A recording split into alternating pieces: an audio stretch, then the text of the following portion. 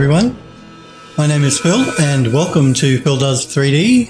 I'm a multimedia and 3D artist and I stream live on Twitch on Mondays and Tuesdays at 5 PM Pacific time in the United States, which is midday in Australia or 1 AM if you're in the UK. Do remember, if you missed the live streams, you can catch up with the premiere event streams on a Friday and Saturday at 2 PM Pacific time in the US, which is 9 AM in Australia or 10 PM if you are in the UK. I hope all you guys and girls are well and you had a good week and weekend. Smurfberry Barbecue, good to see you. Phil, bring me the brown pan. What are you talking about, Smurfberry? You're so crazy. You want me to bring you the brown pants? What brown pants? You crazy, Smurfberry, crazy. It's good to see you though, buddy.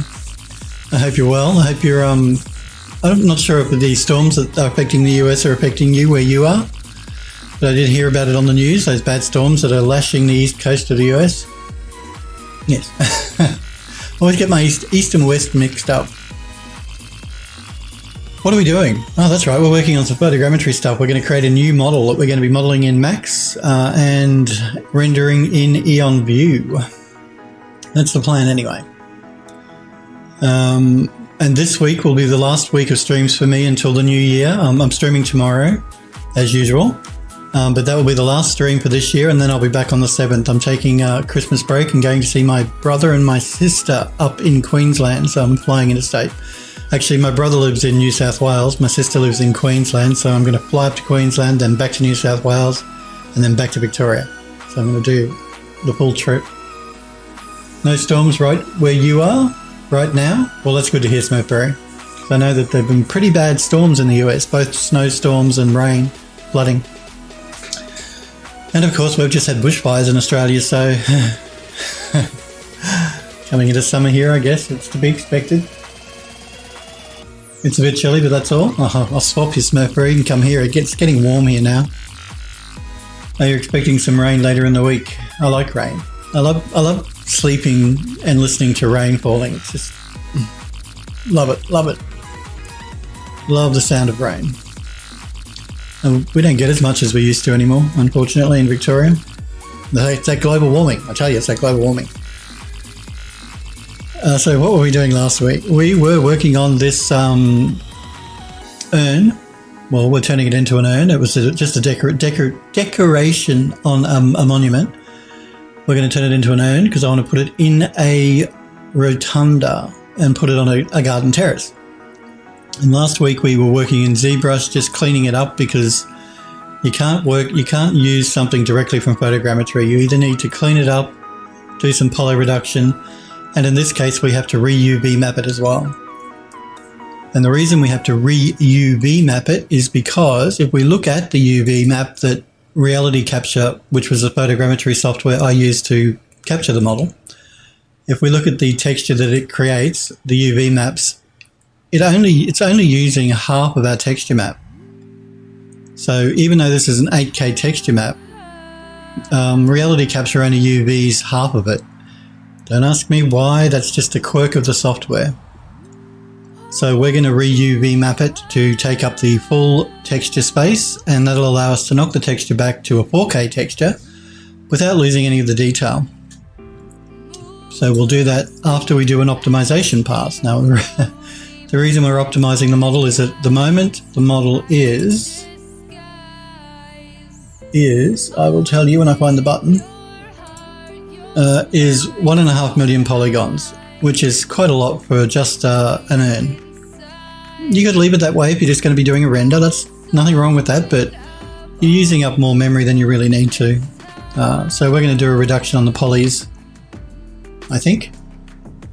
So last week on the stream, we took it into ZBrush. We cleaned it up in ZBrush just to get rid of any of the noise that was introduced into the model from the photographs using photogrammetry. Now what we're going to do is we're going to optimize the model.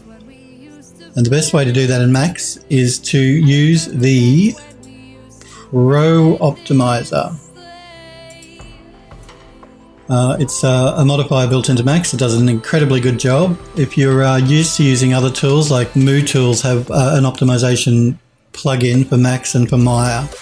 I think even Cinema 4D. Now that's very good as well, but that's a separate plugin you have to buy. Pro Optimizer is built into Max. There's two optimizers in Max actually, a regular Optimize and Pro Optimizer. Optimize was the original that came with Max from day dot, and Pro Optimizer they put into Max, I think it was around 2012 version and on. I could be wrong, but it's relatively recent, in the last 5 years or so. So the first thing we need to do is we need to click Keep Textures, because I want to keep the texture map at this moment. And I'm going to tick Merge Vertices, so that as it optimizes, it merges vertices, so we're not left with orphan verts or anything. Then we just hit Calculate and wait for Max to work that out.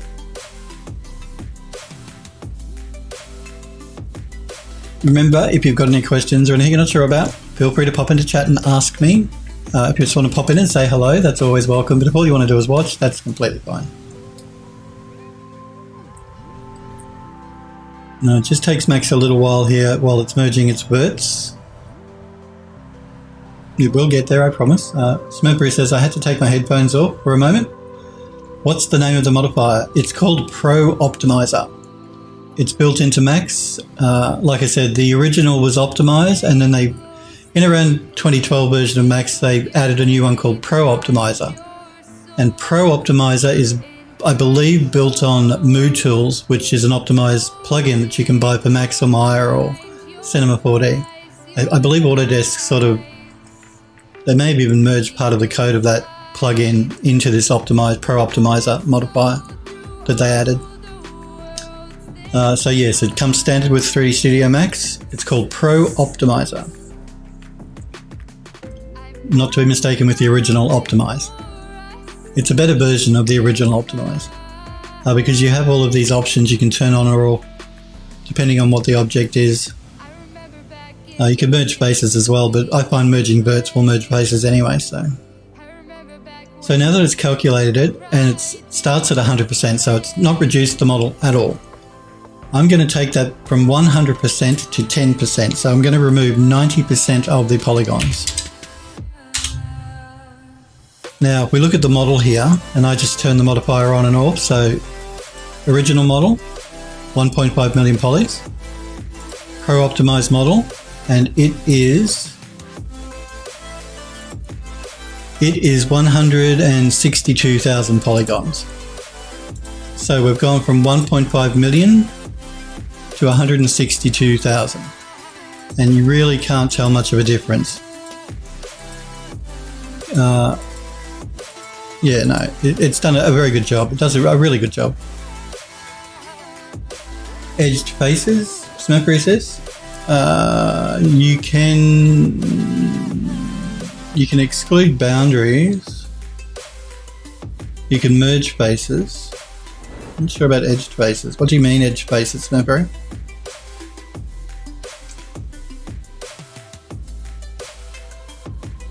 Mr. Cootie, thank you for following the channel. I do appreciate it. It didn't pop up on in my chat, but I do see it in Discord. Don't know why that is, so I'm assuming you followed the channel, so thank you, Mr. Cootie, for the follow. Remember to join the Discord server as well. Just click that blue graphic in my panels below my stream. Just don't post links in Twitch chat unless you're a sub, because you'll get timed out, but everyone can post links on Discord. There's a gallery section, free stuff for subs, all that sort of stuff, but you can find it all on my Discord server. Smurpery says, turn on edge faces in the viewport display. Oh, okay, sure. Sorry, Smurpery, I'm a bit slow today. There we go, edge faces. Let's turn it off. You see how many polys? 1.5 million. Turn it on. Oh, turn it on. And that takes us to 162,000. Now, you could probably knock it back further than 10%, but I'm not going to do that.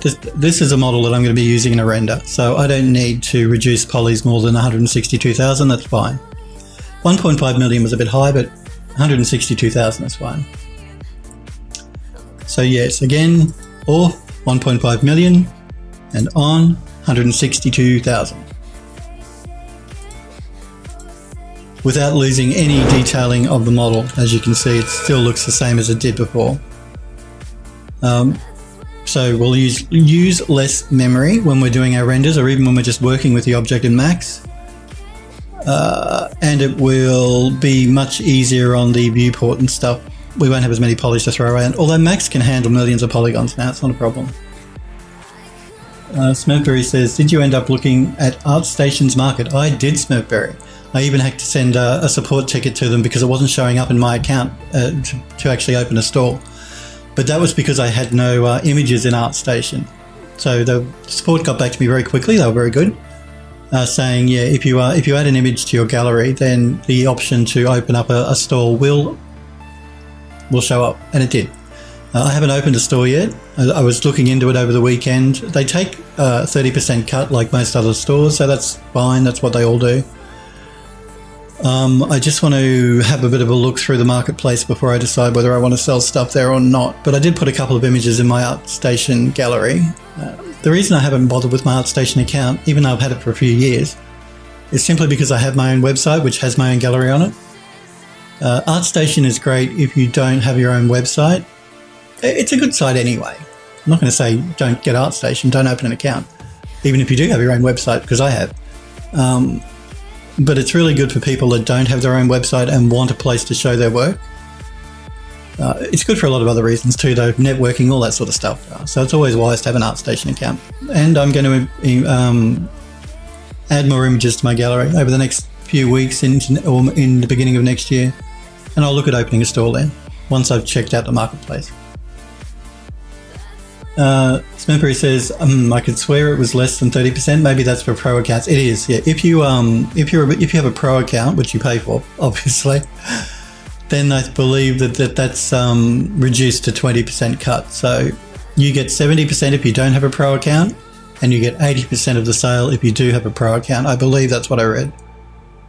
But I don't have a pro account, and I have no intention of opening one because I don't need one. And 70% is standard for most 3D stores. As far as your cut, Creative Market is the same. That they take 70%. Sorry, they give you 70%. They take 30%. And Cornucopia, which who knows if that's opening up again. I had a store on Cornucopia as well for Eon View, and they took 30% as well. But I don't know what's happening with Cornucopia 3D, because Bentley have just remarketed themselves this month. They're the people that own Eon software now. They just remarketed Eon as a subscription program. I believe you can still buy it, but you can also pay monthly like you can with Adobe or Autodesk. And in their FAQ, they said that they're going to try and get the store back, but they're not sure when, and who knows with that company. I've never come across such a badly run setup in my life. You know, the reason the website went down for a year was because they got hacked, and they got hacked 7 years previous to that, and they didn't know about. So that's pretty bad in and of itself. So to be hacked for 7 years and not know it, that's one cross in my book. It did take a year to bring the website back. That's another cross, and now they don't know what's going on with Cornucopia 3D. So, which is a shame. It was a good place to buy models if you used the On View, because they were native to View. You know, all you had to do was load the model into your project, and off you go and render. So I'm sure, I don't know. I was going to say I'm sure that they'll bring it back, but who knows with that company. And no correspondence with me either at all from Eon, because even after having been a vendor, a seller on their website for like 6 or 7 years, they've given no correspondence to me at all. So that's pretty bad too. Anyone thinking of selling on their website, bear that in mind. They seem pretty, I don't know. They're French, who knows? Bentley Software are French, so I don't know. French companies, what can you do? Pixar logged it. Yeah. Anyway, so now that we've reduced the polygons, that's enough about me bitching about Eon. I'll probably get a nasty email from them now. Let's collapse the stack. And that just bakes that polygon reduction into the model now, which we can double check by checking edged faces. There we go. So we've baked it down. I'm just going to convert it back to an edit poly because I like to work in poly mode. You've got a lot more options in edit poly and max than you do in edit mesh mode. If you're going to be taking it into a game engine, I'd still leave it as edit poly, but when the game engine imports the model, it's going to convert it to triangles anyway, so it's going to become edit mesh. But I'd still always work in edit poly. So what I'm going to do here now is I'm going to select the entire thing. I'm just going to do an auto smooth as well. Now that we've done polygon reduction, I just want to make sure that my smoothing groups are all correct. All right. Now we're going to have to clean the texture up, but we'll do that when we jump into Mari. And we're going to do that once we've got the rest of the bits and pieces together for the actual model. I think it's easier to do it that way than me work on a piece, jump into Mari, work on the textures, jump back into Max, work on more geometry, backwards and forwards. I think we'll work on the geometry as one project using Max, and then we'll take those pieces into Mari and do the texturing as a project separately. And then we'll take those final pieces into Eon View to do the final beauty renders. That's the plan. All right, so we've done our polygon reduction. Now we want to look at this UV problem we're having where it's only using half of the UV map. So I'm going to do that in Ryzen UV, Unfold 3D it used to be called. Let's send that over to Ryzen. What's it complaining about? Oh, I didn't have anything selected. I'm just going to save this before I send it over, just in case, because you never know with Max when it's going to decide that it doesn't like something and it's going to crash. Although it's been pretty good. Now we have it selected, let's send it over to Unfold, or to Ryzen. Never get used to that name, Ryzen. Unfold was much easier to pronounce. Alrighty, so let's just pull back a little bit here. Now I'm going to use the automatic tools that are in this program, which is why I love it so much. Let's try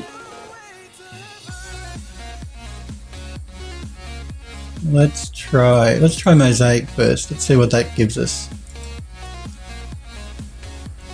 You'll see it working up here in the corner.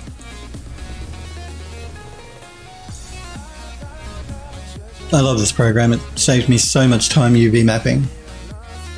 Okay, now this is how it wants to cut up our model. Now again, this model is a photogrammetry model, so it doesn't really matter to us how it wants to cut it up. We're not really going to be doing much with it. I'm going to do some texture cleanup on the base, so I want to make sure the base is relatively nicely cut, and that's okay. But for the rest of the model, I'm not really going to be touching it, so let's do an unfold here. Again, wait for it to work up here in the corner.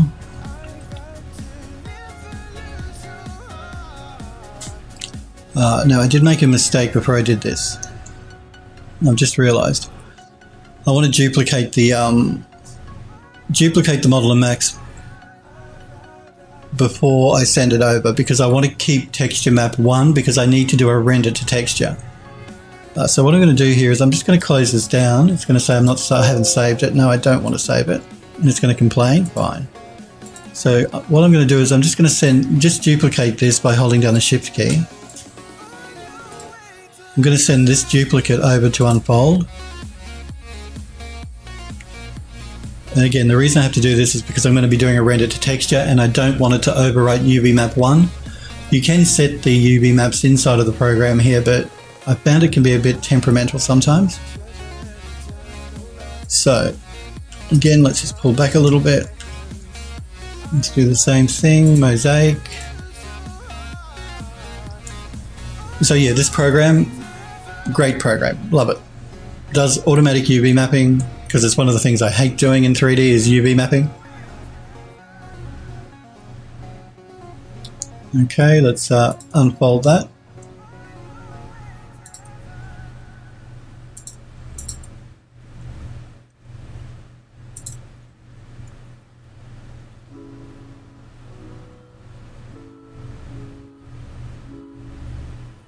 You want to do this too after you've done the poly optimization, because even though this program can handle a lot of polys, The more polygons you give it, the longer it's going to take to work out. Curious Antics, that's a lot of tries. It is a lot of tries, but we're not doing a game model, remember. This is going to be for a render. We're going to do beauty renders in Eon View. Again, like I said, I optimized it from 1.5 million polys or tries down to 162,000. You could have gone a bit lower still. I could have probably taken it to 5 or 2% in the optimization if I'd wanted to. But again, I'm doing rendering. I'm doing renders. I'm not doing game models here. Let us have a look at the checkerboard. I'm just going to turn off seams as well. What I'm looking for here is a good even spread over everywhere. Now we looks like we're getting a little bit of stretching, which is the red, and a little bit of compression, which is the blue.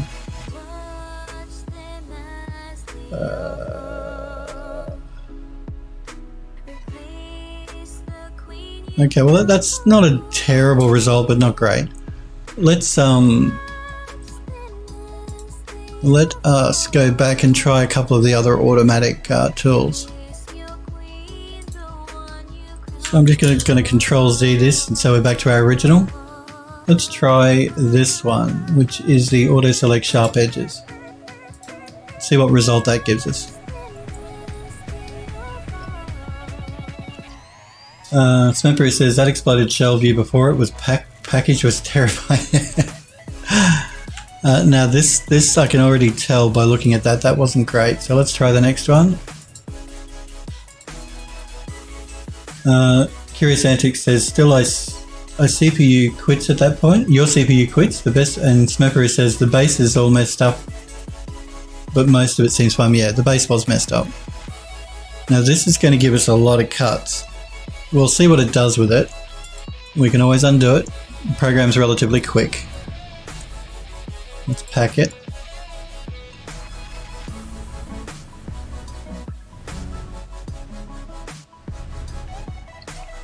Okay, and let's check at this. Now, it's done the base quite well, but it's made quite a mess here of the body of the urn. So that's not really great either. It's a nice looking clean UV map, but yeah, that's pretty bad. So let's undo that. Let's try the next one along. Thankfully we do have quite a few options here, so. And another reason why I love the program, you can try things out really quickly. Well, I'm sorry to hear your CPU quits, Curious Antics, at 162,000. Smempery says the base is almost needs a fuzziness slider, like adjusting selections in Photoshop. You can actually do some adjustments through some of these. I haven't been touching them yet. We may have to look at doing that. Let's unpack it. Now you can see what it's done here. It's given us quite a strange looking cut. Let's see what that gives us.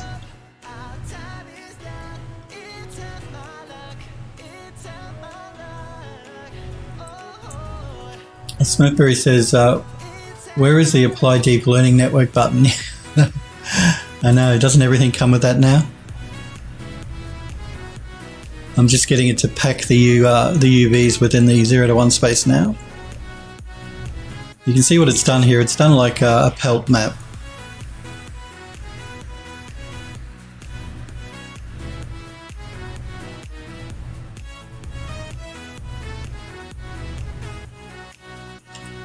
And this one's odd. As you can see, we're getting stretching at the top and the bottom and squishing in the middle, which is the blue. And apart from that,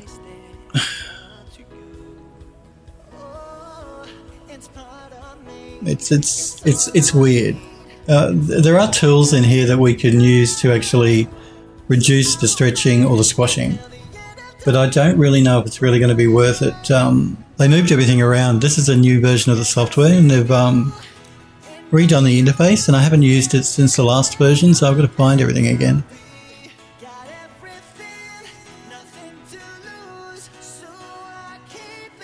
But there are tools to smooth things out. It's the pinch.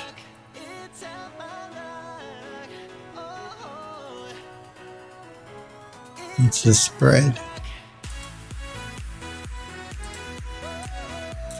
See, basically this spread here is you use the spread on the red areas to remove the stretching.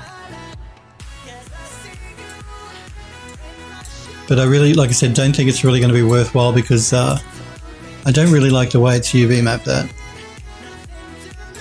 So let's undo that and go back and try one of the others.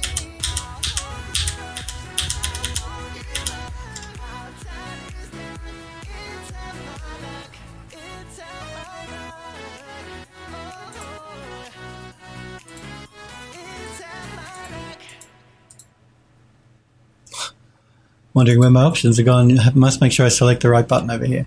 Let's try this last one here.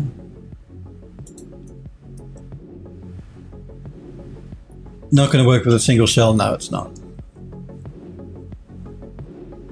It's certainly not. That one didn't really do much of anything. So let's go back to the first. I actually don't know if we tried the first one, did we? I have pelt turned on. Again, let's try it and start playing with some of the options to see if we can get something that we need, that we can use.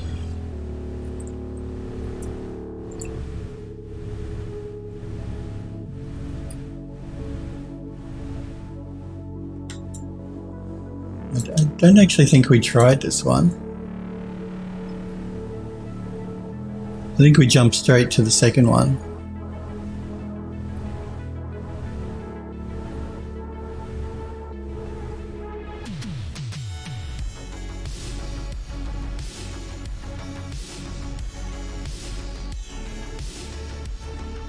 Of course, if we can't get it perfect, we are going to be taking the model into Mari, so if there's any texture stretching, we can probably fix it in Mari when we paint over the model.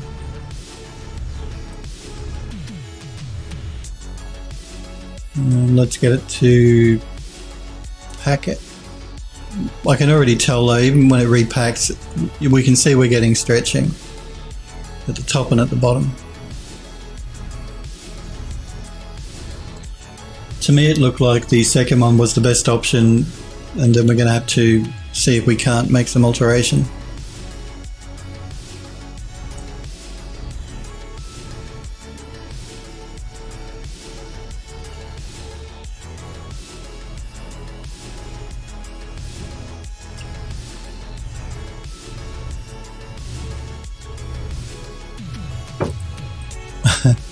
Again, it's done like a pelt map, which is not great for this model. So that's a big no to that one. I think this one gave us the best initial result. Now I'm going to look at the master seam options here, and high number of cuts, low distortion. Let's try it at 3 instead of 2. So what this is going to do, it's going to add more cuts to the model, but less, hopefully, distortion, less stretching and squishing.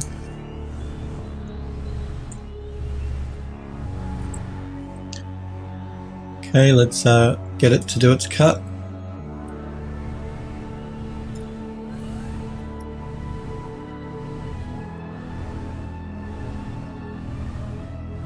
Again, I'm only doing this because I don't like the fact that Reality Capture only UV'd half of our texture map. We could, of course, just reduce the size of our texture map by cutting it in half. Instead of using an 8K by 8K, we could use an 8K by 4K. That's another option if we can't get a proper mapping here.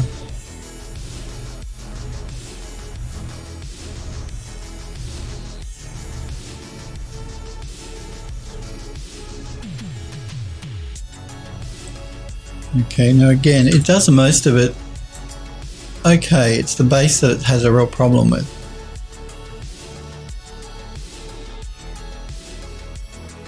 So I think what I might do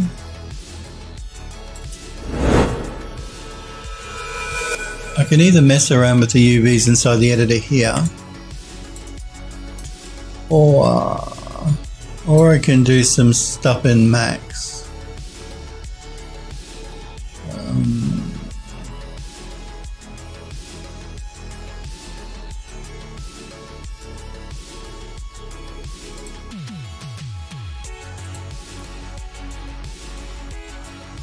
Just trying to find. Okay, it's this piece here is the one that it's had a problem with.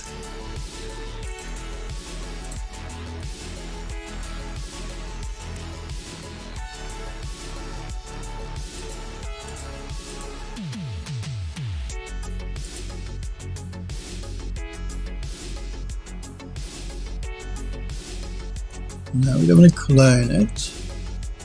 We want to add a group. Where have you put my group? Again, they've moved everything around on me, so I've got to find where they've moved it to.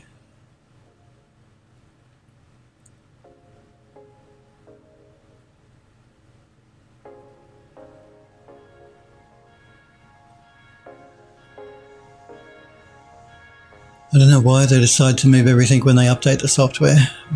You get used to where everything is.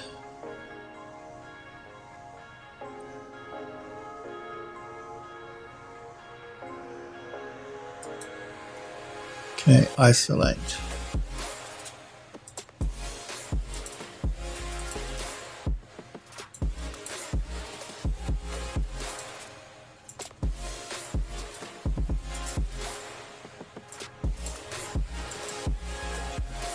No, not really working for me.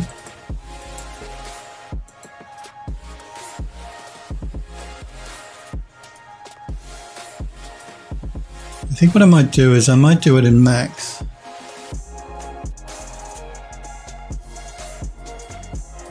So I don't really want to, yeah, that might be better for me to do it in Max, I think. So I'm going to, I'm going to send it back because most of the model is fine. It's just the base that's having a problem with. We're not getting any stretching or anything. The checkers are pretty evenly spaced around the model. I like the way it's laid out the UV map here, so I'm going to send this back to Max as it is. And this is why I made a duplicate, because you see it messes up our texture map. It's using texture map channel 1. I'm going to throw down and unwrap. Open the editor.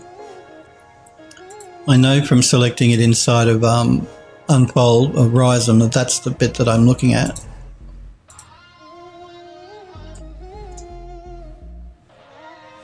Just going to drag that out.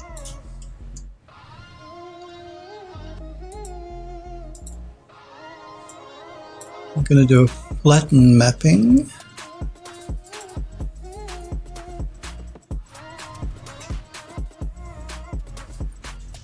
Again, I'm going to drag it out. Now that will fix that problem we were having with the UVs being a bit askew. So I just need to make sure I scale it back now so it's not quite so big. Android Lust, hey, it's good to see you. Good to see you, Android Lust. How are you? You been well? Snowberry says you could do a planar projection for the base and Max, but then you'd have to repack. Yeah, that's what I was just going to say. You great minds think alike, Snowberry. Yes, which is what I've just done here. I've done a planar projection. I'm just going to scale this back to about the same size as it was. But I'm going to need to repack it now. So select it all, tools, pack. Fill holes, rotate clusters. I don't want it to rescale the clusters though. I don't want to change the size that of our UV sections. And Max's repack I found to be really slow compared to Unfold's anyway. Fired.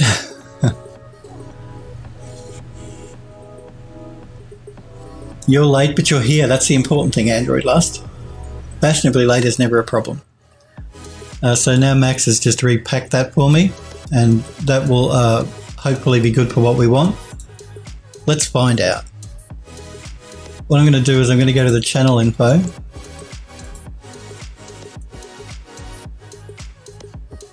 Actually, can I do it that way? Let me have a think about this for a minute. No, I think what I need to do is I want to move these into map channel 2. I'll move them. Then I should be able to copy that unwrap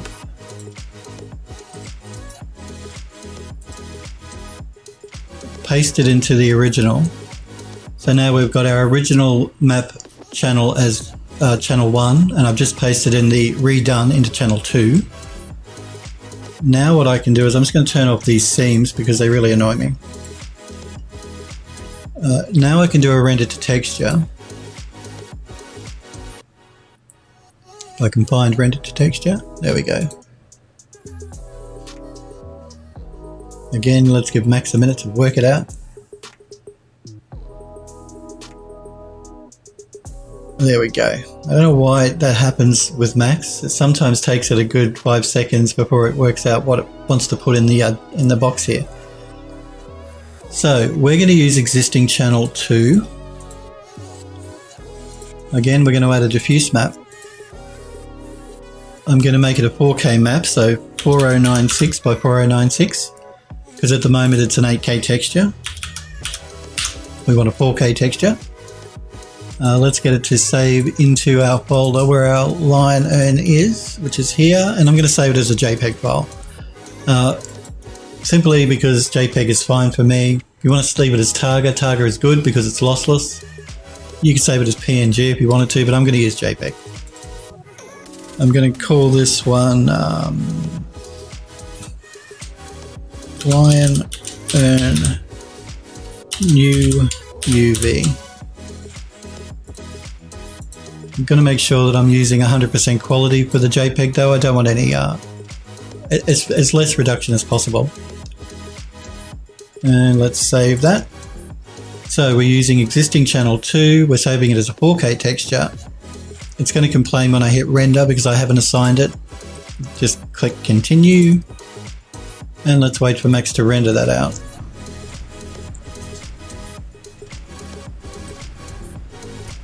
Now you can see that the original texture, when we took the photographs, it didn't cover the entire model, and that's what we're going to fix inside of Mari. But at the moment we just want to re-render the texture, which is what it's just done. So now what I can do is, let's load up that new texture.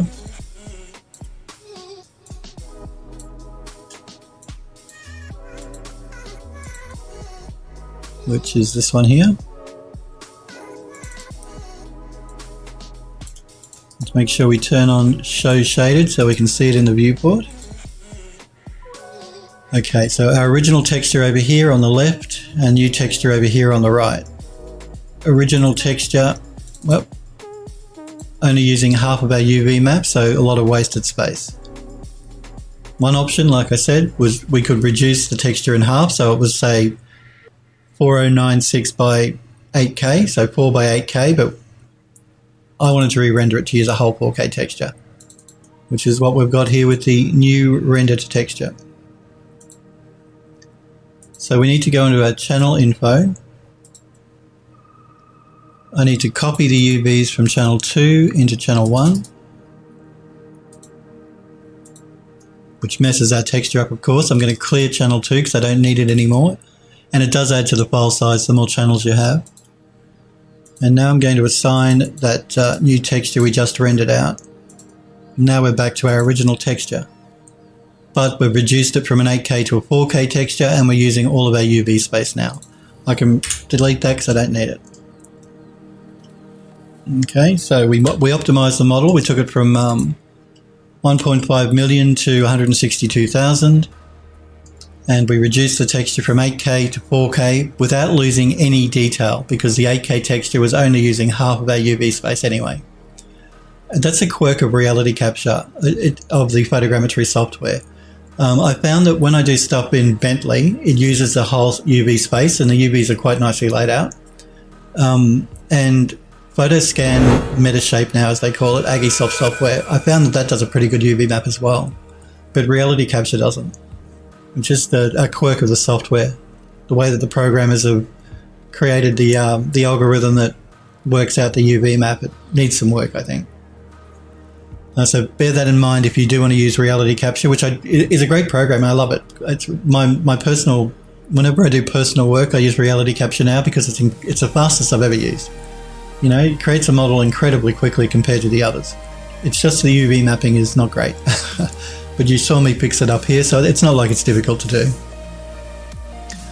And the final texture correction we'll do in Mari when we jump into that stage of the project. So let's save this now that we've done all that work. And I'm going to open up the other rotunda that I'm working on. Is going to be included in as well. So what I might actually do is I might merge the two files together, I think, if I can find it.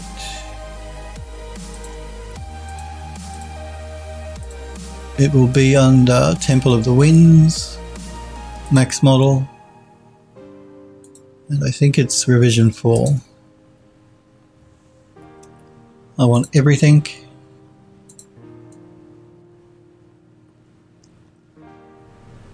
Okay, now we've just got a few size differences here, so let us move this, actually, I might just make sure this is about the middle of my grid.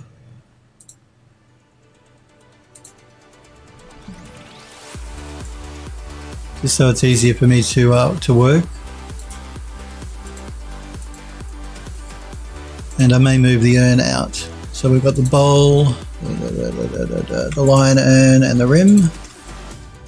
I am going to be placing it in the middle of the rotunda here. So I'm going to put a pond inside of here, but for the moment I'm going to move it out. So I want to be able to see everything. Okay, so what am I planning? I'm planning on, as you can see with this model, it's a rotunda. I'm going to be placing this on a terrace that's going to go in a garden. But this was the model I had the problem when I created the photogrammetry, I could only photograph one half of it because the other half here was over a cliff. So what I've done is I've just duplicated the half I could see around to the other side. So that's why I was saying sometimes unless you've got a drone that can fly around your model, it's going to be in a spot that you can't take photos of a 360 degree view. And this was a good example because this was on the edge of a cliff. So I really could only get half of the model.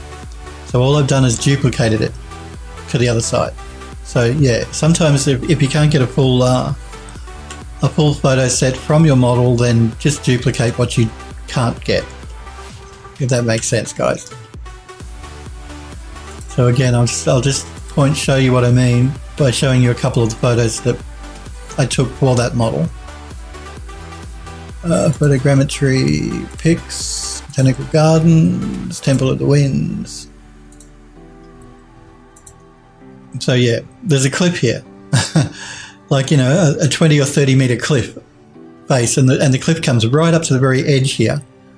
I don't know why they decided to put a rotunda that close to a cliff, but anyway. So that's the reason I could only get half of the front half of the model, because the other side was a cliff. But that's okay because it works for what we need. We can just duplicate it like I said, and I was able to get the entire interior of the dome. What I mean by that is if I go into unlit mode, you can see inside of the dome here we have this decorative inlay. So I could stand inside the dome and walk and turn around and take pictures of the entire interior, so that wasn't a problem.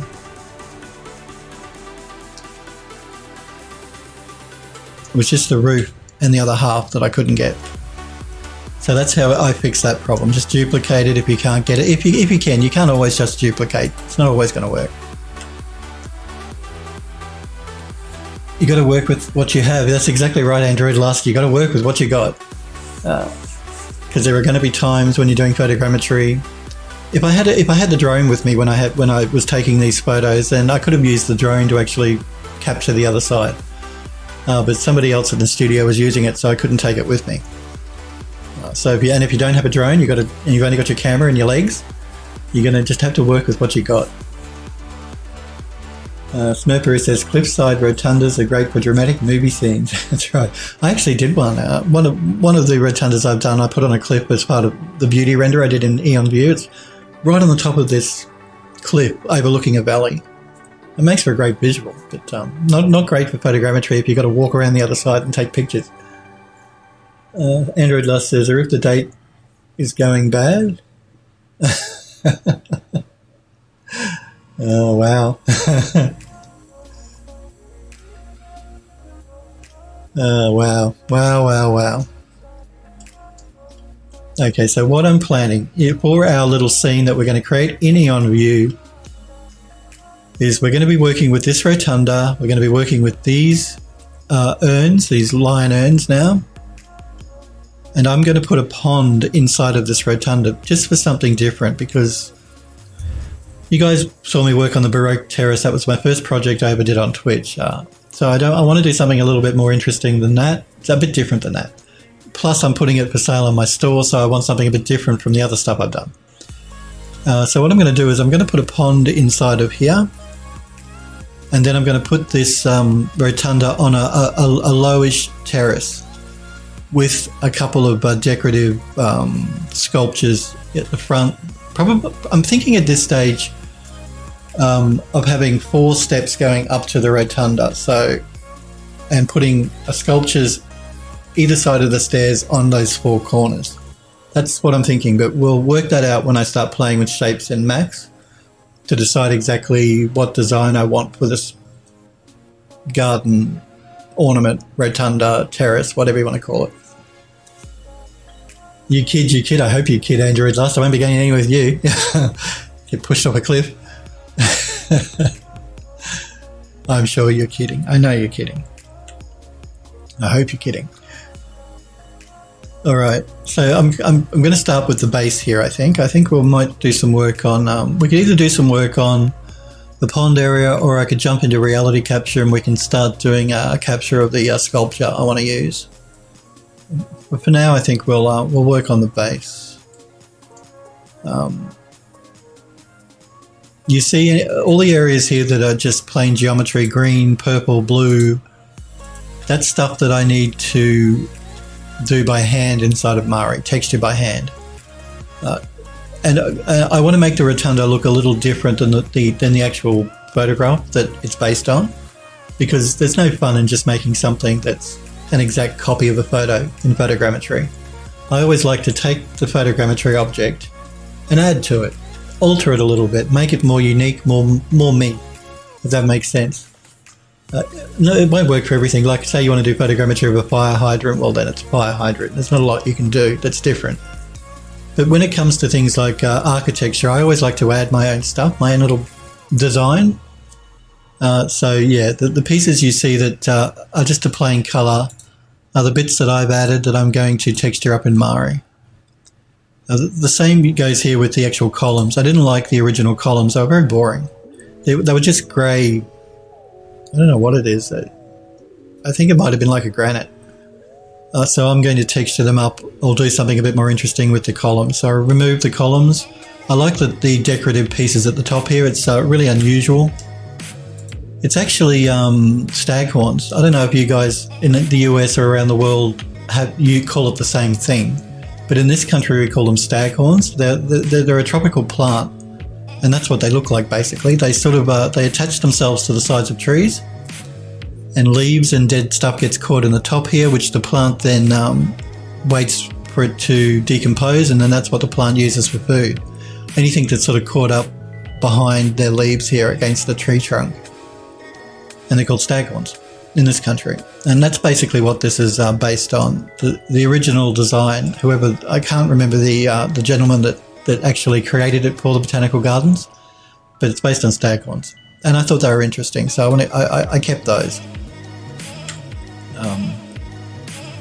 I may need to take this into ZBrush to clean up the underside a little bit. because it looks a little bit rough under there. I'm wondering whether I should do that, or I should do the base, or I should do some photogrammetry and reality capture. So many decisions. We've already cleaned up that, so that one's fine. We did the optimization and we did the texture remap. We haven't done any of that for this one yet. Let's work on the base first, I think.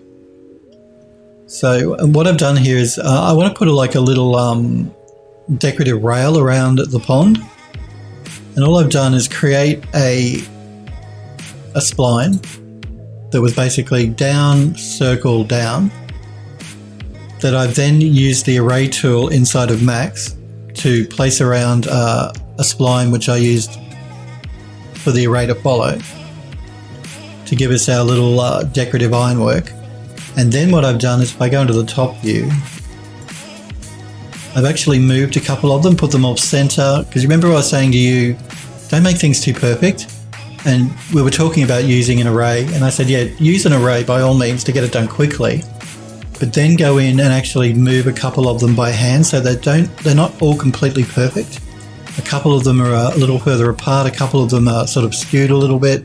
Don't go nuts, don't make it too obvious, but just here and there, you want a couple that aren't completely, you don't want it to look completely machined, because it's not real, it's not believable.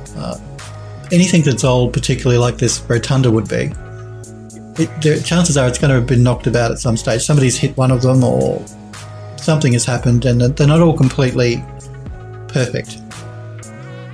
So it's important to make things not perfect.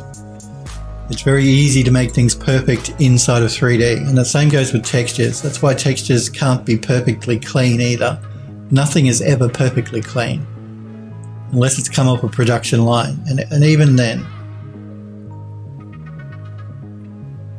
Oh, you're throwing yourself off a cliff, Andrew Dice. Don't do that. Don't throw yourself off a cliff. Smoker says asymmetry caused the screen. So yes, no, it's important to make things not perfect when it comes to doing 3D work. If you want believability anyway. Hey, if you're going for, I don't know, some sort of unbelievable world where everything is completely perfect, then have at it. But if you want things to be realistic, don't make them perfect, because nothing is ever perfect. And don't make them sterilely clean, because nothing is ever sterilely clean either. Generally. I see it's a trap a lot of people fall into when they do their 3D stuff. The trap of making it too perfect, like, geometry is just too perfect, and the textures are too clean. You've got to add some dirt there. The dirt is what makes it real, and the imperfection is what makes it believable.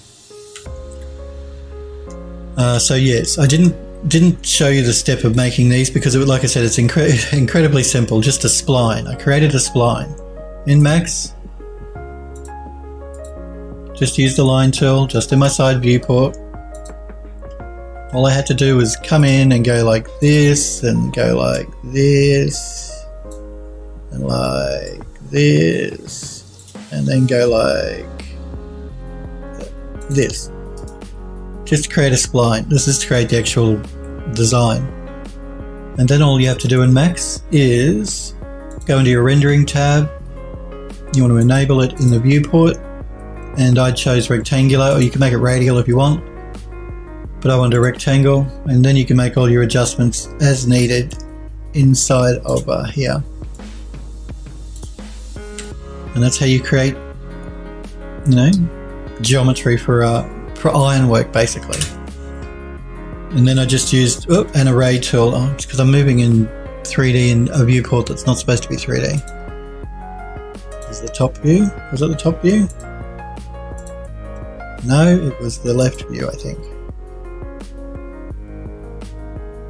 No, it was the front view. There you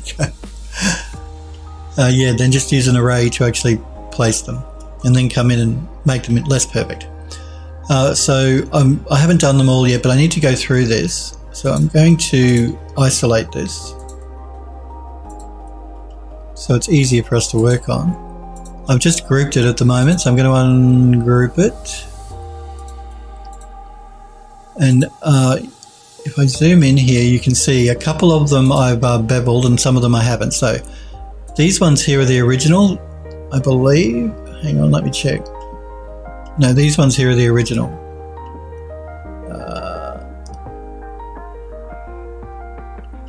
I'm just trying to get so we can see both of them. Okay.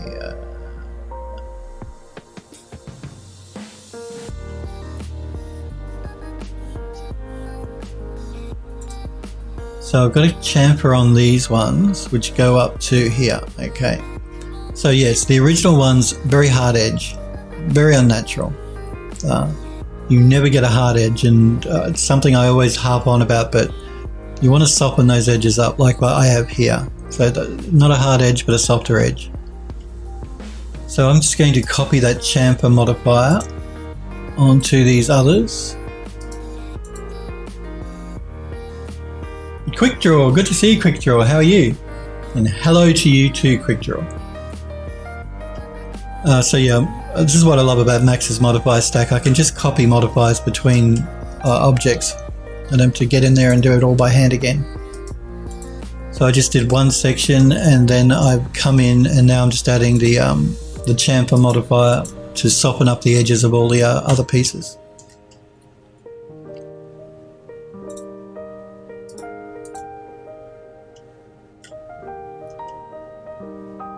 You're good? I'm very well, thanks for asking. Yes, no, I'm well. Now, remember, guys and girls, today and tomorrow are the last streams for this year. So tomorrow's will be the last stream for 2018.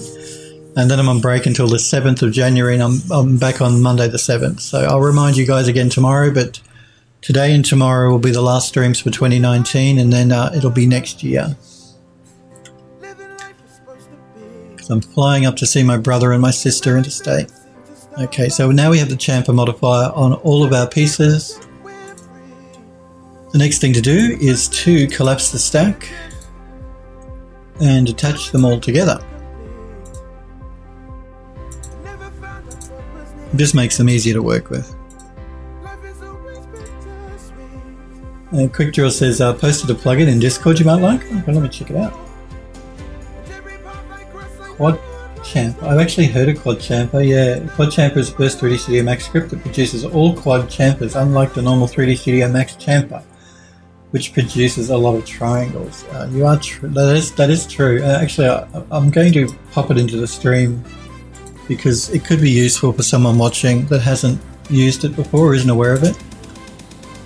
Again, you can jump on the Discord server, join it, guys and girls, and Quick Draw posted the link there, but this is the Quad Chamfer plugin. I've actually used it before. It is very good. I don't have it installed in my new version of Max because you guys and girls know I did a swap between all my cases of my PCs and did reinstalls of all the operating systems, and I haven't reinstalled it yet, but I have used it before. It is very good. So yes, it does a better job than Max's built-in chamfer, for sure. As you can see in the examples that they're giving you in the little GIF there, or GIF, it's animated GIF. Max's chamfer does tend to produce a lot of polys on the chamfered edges. So check that out. It is a good plugin. I have used it. I do use it. I just don't have it reinstalled at the moment. Thanks for popping that link in, Quick Draw. So we've smoothed out the edges of our ironwork. That's all good. I think what I might do here for the ironwork is Quick Draw says, yeah, it's sped up my hard surface workflow ×2. Yeah, no, I've used it. It is very good. I normally have it installed, but I just, like I said, since I reinstalled the operating system and all my software last week, or the week before last, I haven't got around to putting everything back that I had installed yet. I've got most things, but not everything. Things like the plugins that I forget. So you reminded me, I'll have to reinstall it because it is very good. Let's jump out of isolation mode here. Okay, so there's just a couple of things I want to do here. I want to UV map these other pieces, so this is completed. We've only done the base, so we need to do the bowl on the top rim here. So I'm just going to send that over to Unfold and UV it very quickly. Oh, okay. Unfold wants an edit poly, so I must make sure I turn it into an editable poly before I send it over.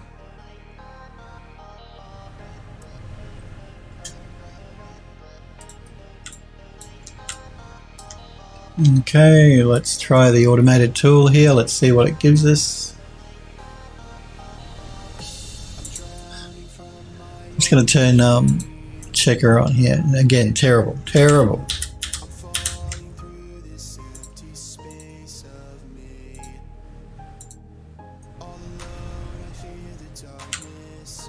A torus is really not too difficult to do by hand inside of Max. I really don't need to take it over to Unfold to do, but why do it by hand when I can get the program to do it for me? Isn't that terrible? Terrible, Philip.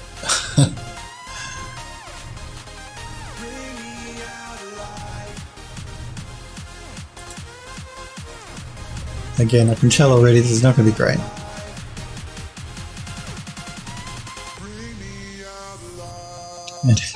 It's really not great.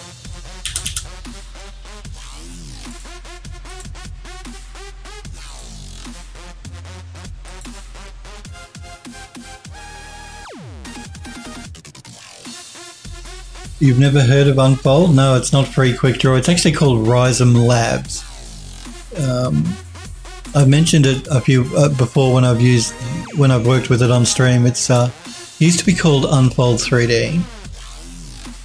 Now it's called Rhizome UV, I believe. Yeah, Rhizome UV. I'll pop the link in Twitch chat. But it's not free, unfortunately. It is very good. I do recommend it if you do a lot of UV mapping and you don't like doing UV mapping and you want a program to do it automatically for you. It's the best I've come across. And I've used quite a few. UV layout, I think it's called. That's pretty good too, but I like the interface of this one better. You can download a 30-day trial if you do want to try it out. And if you're doing game work, then you want the UV version, the virtual spaces version, I mean. They've got another one called real spaces. That's more for CAD type work. If you do games and rendering, you want virtual spaces. But check it out. It is very good.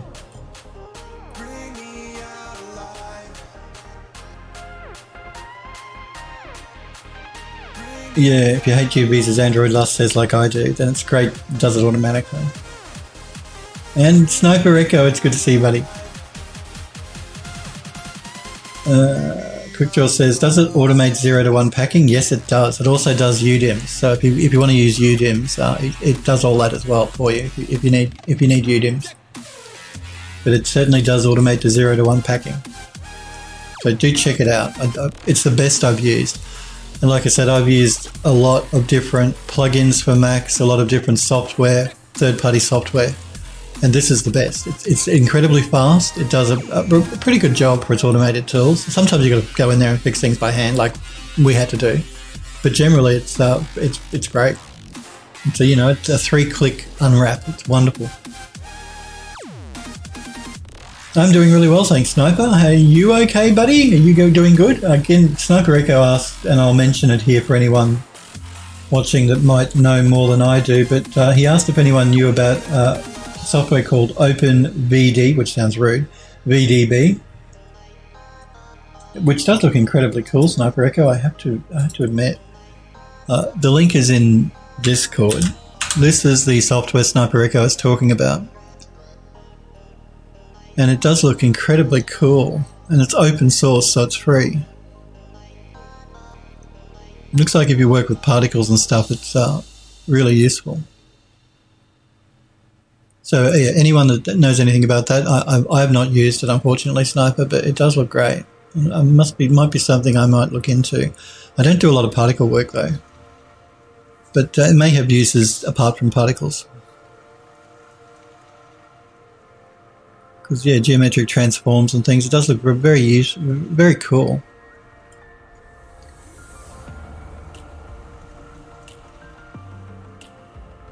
Smoker says they do UDIMs too. Yeah, it does. It does UDIMs as well. We're getting back to Rhizome UV.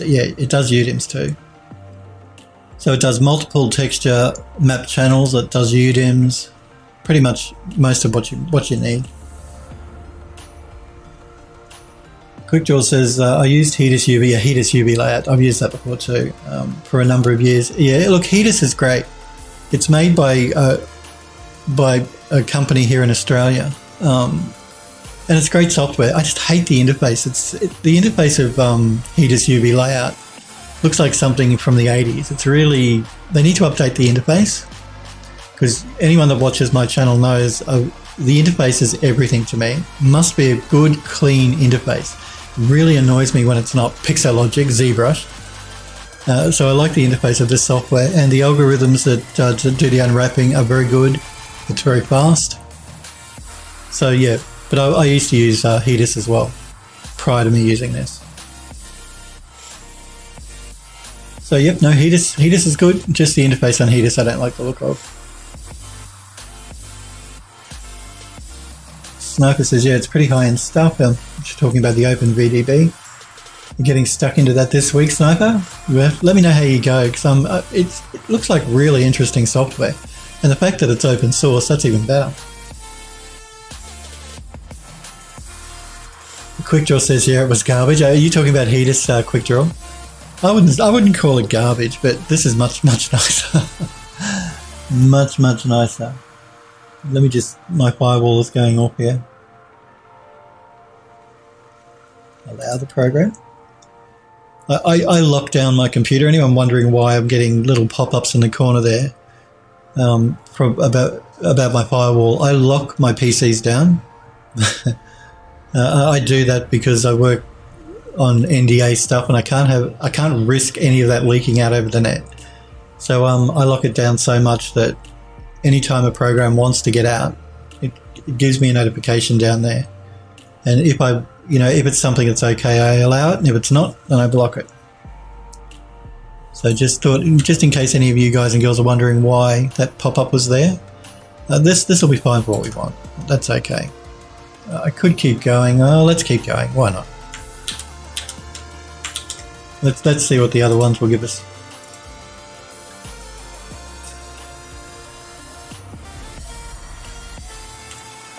That one's not giving us anything, so that's not helpful.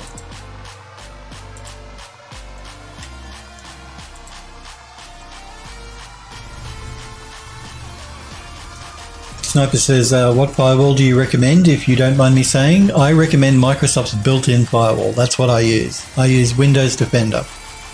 I don't believe in slowing my machine down by putting third-party firewalls in.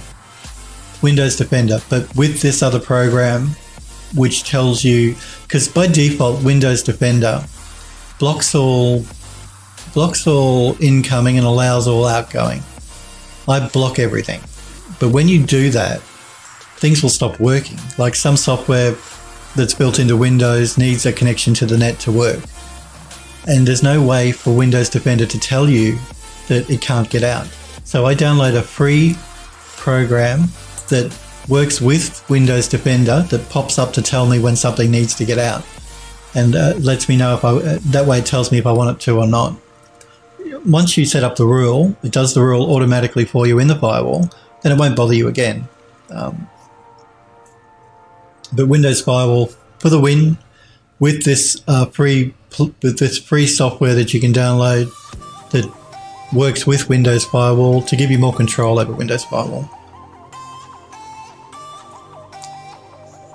Smoker says, Windows Firewall also allows any programs to arbitrarily add exception rules. Not if you lock it down, it doesn't. It does not do it if you lock it down. And by locking it down, I mean this. You block inbound, you block outbound on public, private, and domain.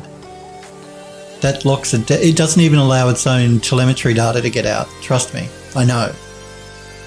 Once you block it like this, nothing gets out or in unless you add a rule. So that's what I do, and that's what this other software is that's running here in my tray.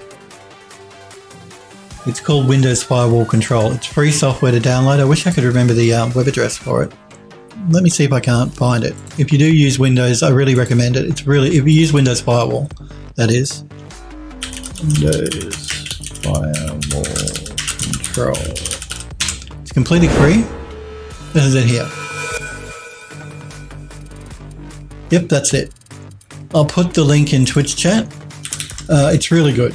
If you want to lock your computer down in Windows Defender, Windows Firewall, lock it down so nothing gets out. Not even Windows telemetry gets out. But if you do that, some software will stop working. So this software that I've just linked to works with Windows Firewall and allows you to modify it as it's needed. So as a program tries to get out, this software will pop up a little notification down here in the corner that you saw saying this is the program that wants to get out. You can either allow it, block it, or temporarily block it or allow it. It does other stuff as well, not just that. It creates the rules automatically for you that it adds to Windows Firewall. It's really useful and it's completely free.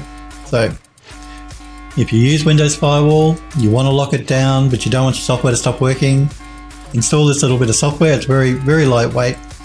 Runs, you can set it to start up with Windows. You don't have to. Once the firewall rules are set up, you can close this program down if you want, but it's no harm leaving it running there in the background. It's very good. I recommend it. And Smoker says, but any program can add an exception to that. Games do it all the time. Not if it's locked down, and if it does try that, then it should inform you. It can't. It'll only add an exception if you didn't block outgoing and incoming. If you block both of those in Windows Firewall, nothing can automatically add a rule to allow itself out. That's just the way Windows Firewall works. It wouldn't be much of a firewall for security if when you lock it down, programs could automatically add rules. Programs will do that if you don't lock it right down. If you still allow the outgoing or incoming connections, I can't remember what it is for the default, then that's true. Programs can add their own rules. But if you lock it down and block it, they can't. Not until you specifically say, yes, add the rule, allow. So yeah, that's why Windows Firewall is great. Like I said, it blocks everything. Once you've locked it down, it will block everything, including Microsoft's own stuff. So it blocks all the Microsoft telemetry, it blocks Microsoft Cortana, it blocks everything. And that's where you need this other program that I just linked to, because you've got to allow some stuff through, but you don't know where it is. So this program will automatically pop up saying, hey, this process or this program wants this access. Do you want to allow it or not? If you don't have that program, that second program, then Windows Firewall will just block it and it won't tell you, and then your program won't work. So if you want to lock it down, I recommend that other free program to work with it. You use Komodo's firewall to augment the Windows Firewall Smoker. Well, that's fair enough. If you want to run a second firewall on top of Windows Firewall, and Komodo is good. It's pretty lightweight. I don't think it uses a lot of resources. But I don't see the point of running two firewalls if I could just run one. But Komodo's good. A friend of mine uses Komodo as well. Smoker says AV software has limited utility, but I still have Komodo installed, mainly just to use the firewall. Yeah, malware bytes is something else that can be beneficial to run on your machine.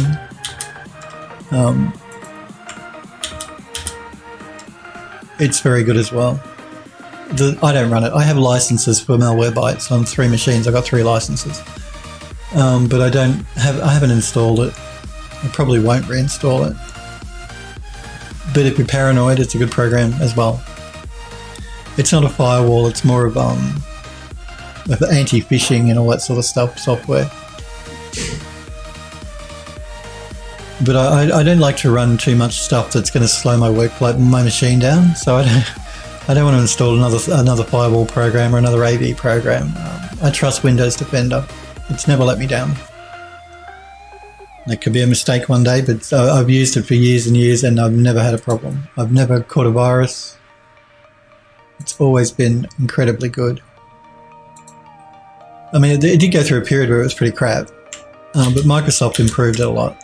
So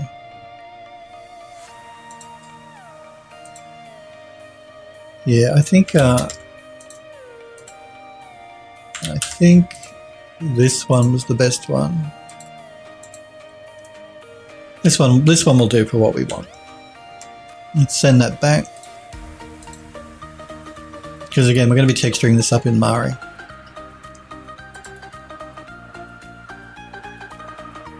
Cookie, it's good to see you. How are you? Are you well? Are you good? How's things? What you been up to? It's good to see you, Cookie. Cookie does programming as well and is very clever. So it's always good to see you, Cookie. And thankfully you're here today because today and tomorrow are my last streams for this year. So I'll be back on tomorrow streaming as well. But then I won't be back until January 7th. Let's send the bowl over to UV.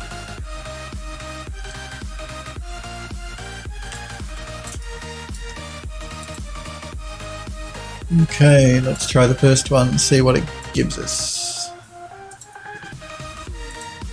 No, that's pretty good. The first one is going to be fine.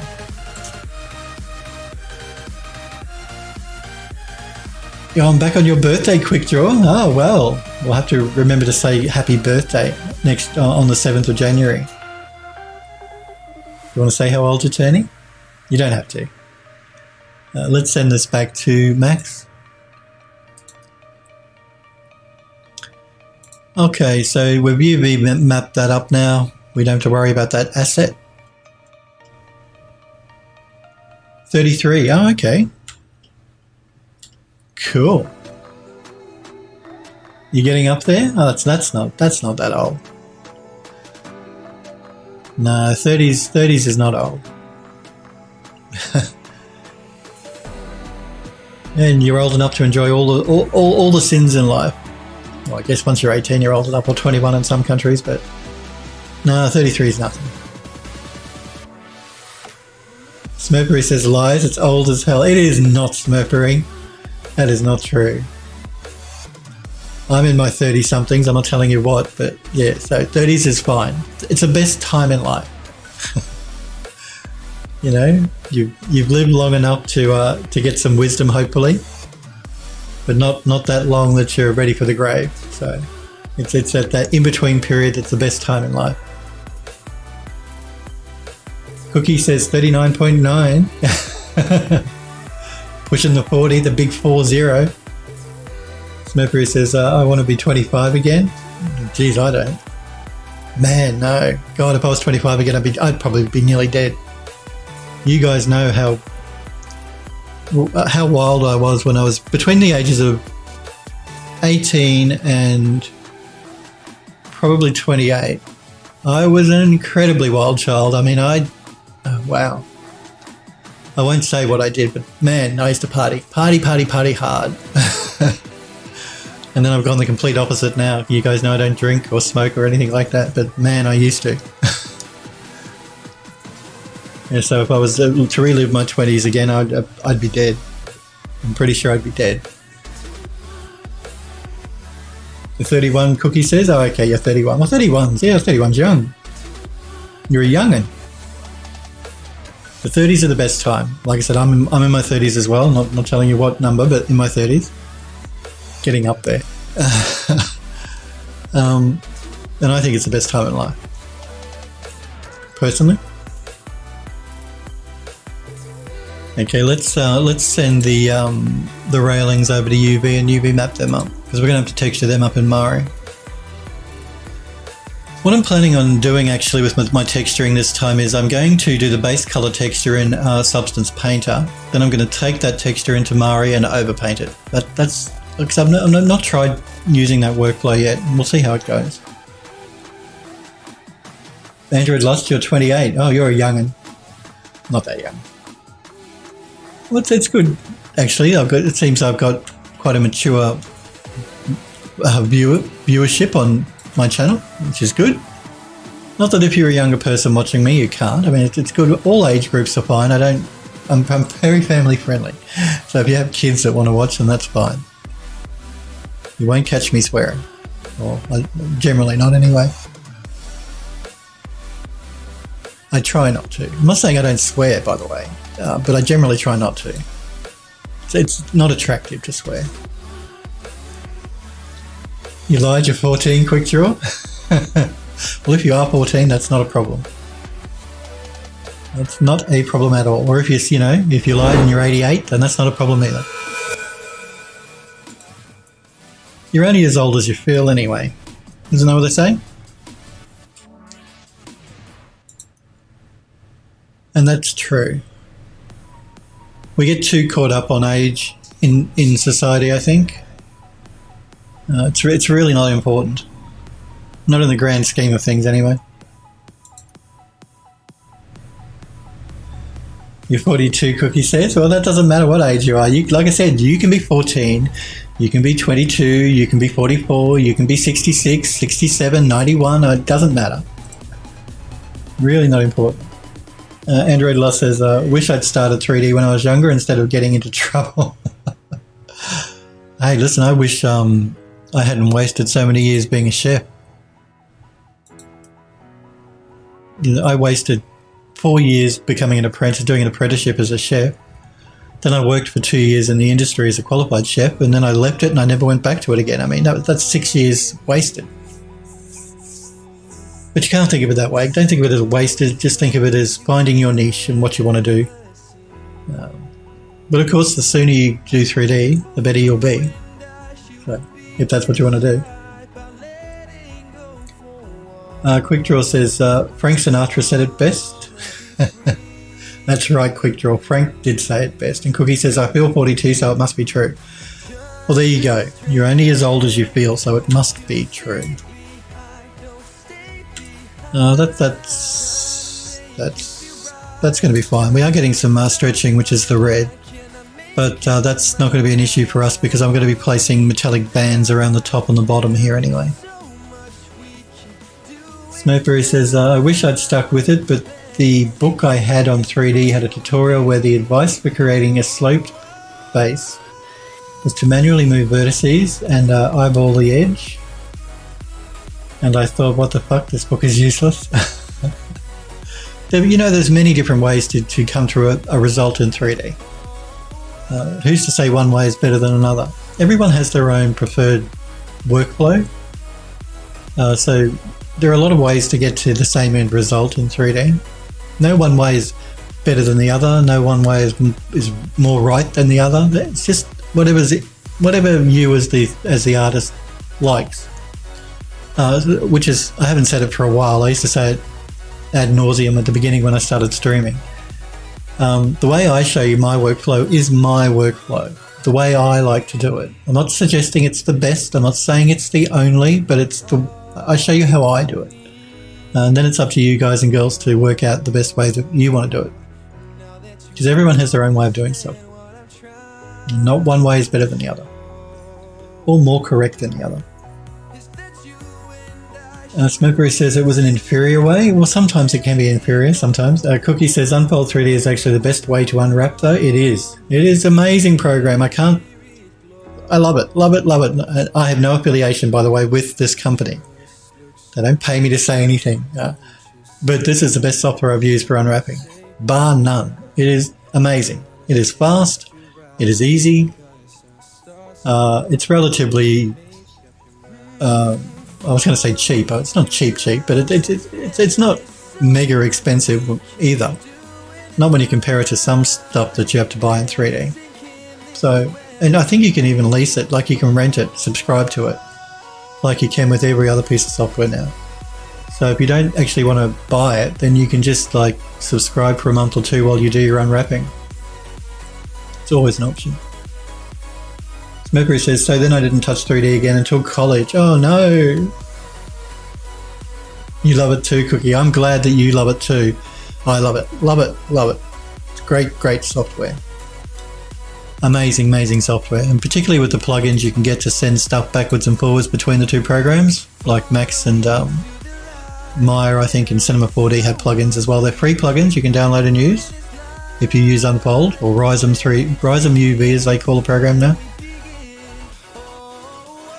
Makes working much more enjoyable because I really hate UV mapping. I hate it. I know some people love it, but I don't. So anytime I can avoid doing it, I'm happy. But it's sad that that happened to you, Smurfberry, that you didn't touch 3D again until college because you had one bad experience with someone telling you to do something that wasn't the right way to do it. That's incredibly sad.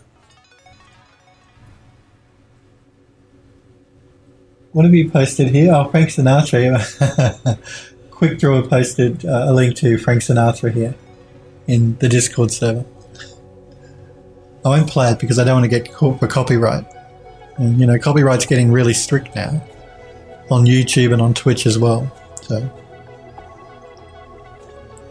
if you do decide to stream on Twitch, beware. Copyright, the copyright police are cracking down. That goes for music and all that sort of stuff too.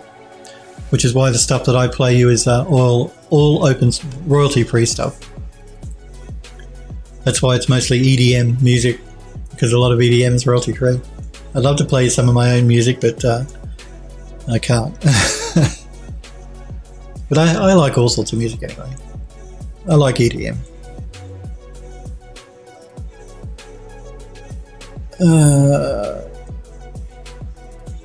Cookie says that the first book I got on 3D, though,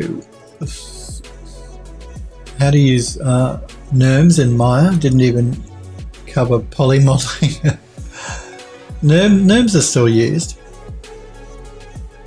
The first book I got on 3D was a Bible on 3D Studio Max. You know how every year then they bring out a new version of Max? You can buy like the 3D Studio Max Bible, I think they call it, which is like a book about that thick. That's the first book I think I ever got on 3D because I started using Max version 1. Before it was called Max, it just used to be called 3D Studio 1. When I did that, I bought this Bible. So it took me like a good 2 months to read through the whole thing. When I say read through, I mean, you know, not read letter for letter everything, but just the bits and pieces I needed when I needed them. That was my first 3D book. Quickjaw says, I also posted a free plugin for Max. Oh, okay, you did too. Sorry, I didn't notice that down there. A free UV plugin. Oh, okay, let's have a look. Again, this link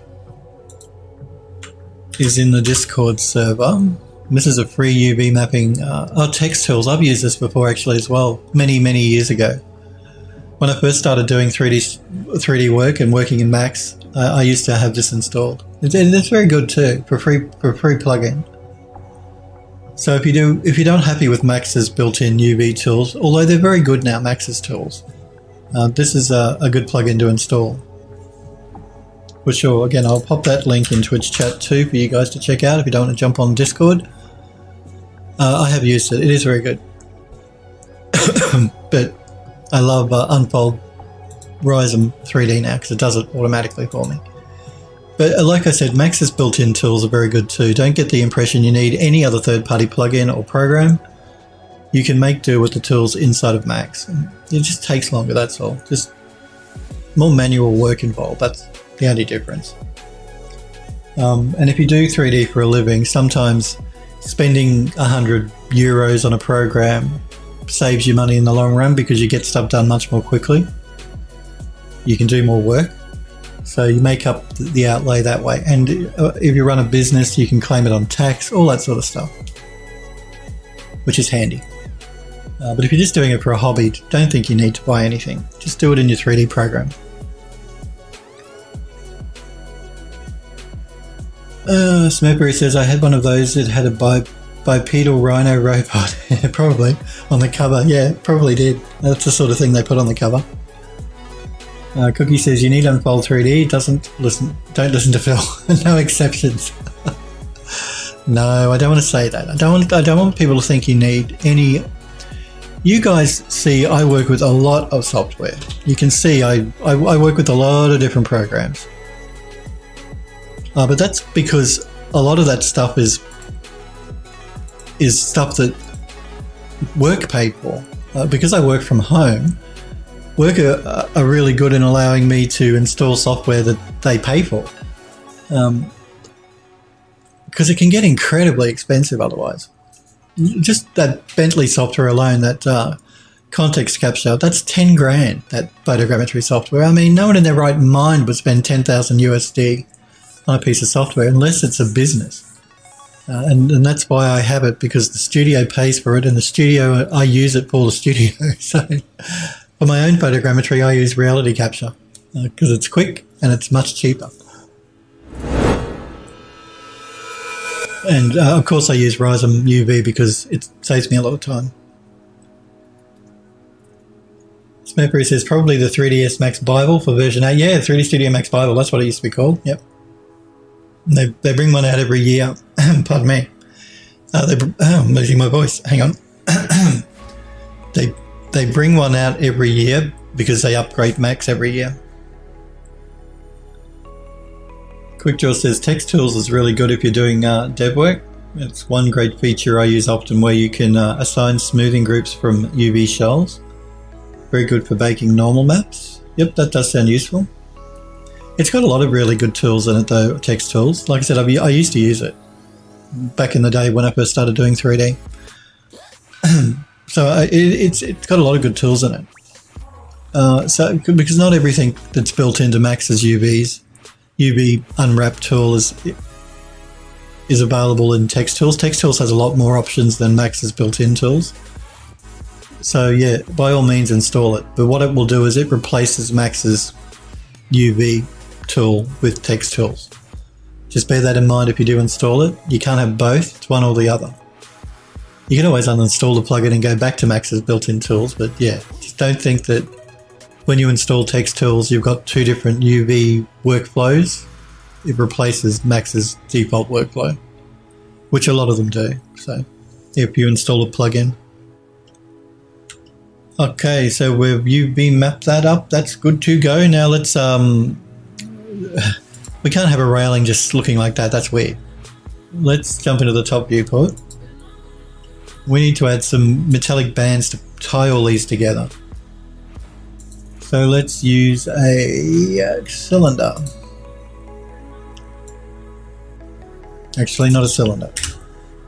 We're going to use a tube. So I want a metal band at the top and at the bottom.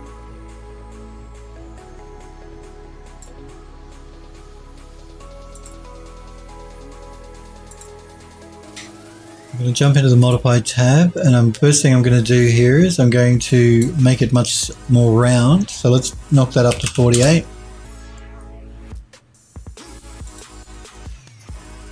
Now we can start making some adjustments to its size.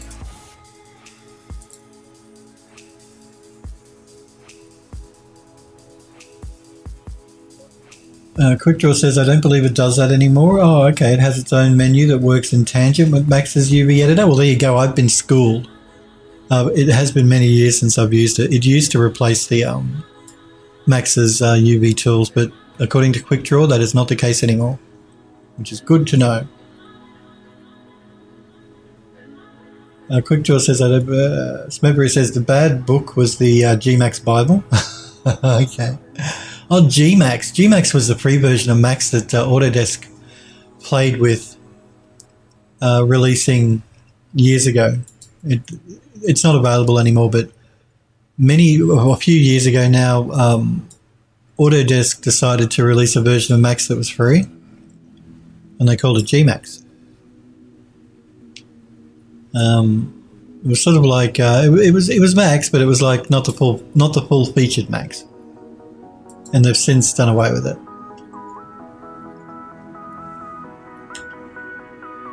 I'm not sure even why they really did that. Because they used to have their own game engine as well that they've done away with now. Autodesk, that was built in. They came with 3D Studio Max. When you installed Max, you can install the game engine too.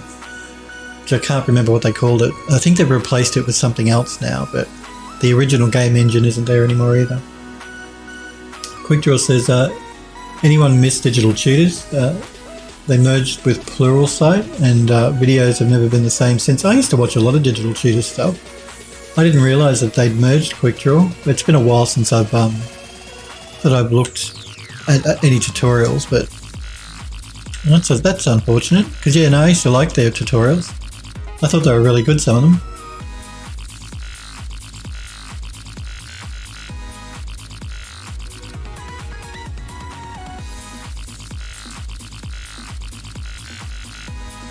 Smurfberry says, I've never heard of Pluralsight. No, I haven't either.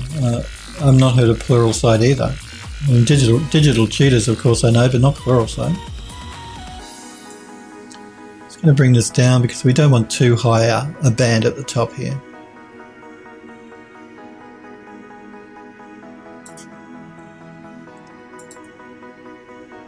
And I think it might be a bit thick, so let's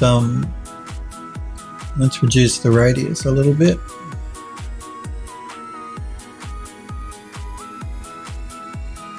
It's one of these really fiddly spinners.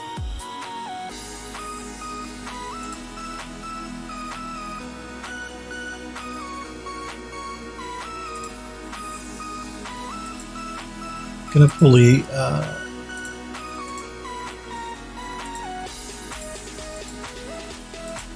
the inner radius in a bit.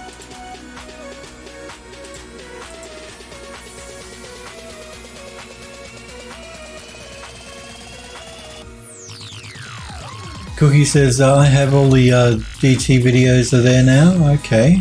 Quickdraw says, Smurfberry, it's bad. It's not worth the money. You're better off with genome videos are very good too. Yeah, tutorial videos.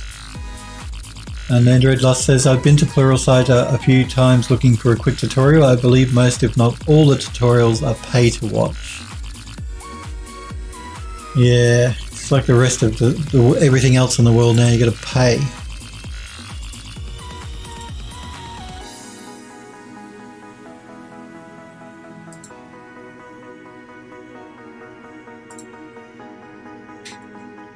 Listen, I don't mind people. I mean, everyone has to make a living, so I'm not saying it's not fair that you've got to pay for your tutorials. That's not what I'm suggesting. But it's always better if you don't. You don't have to pay.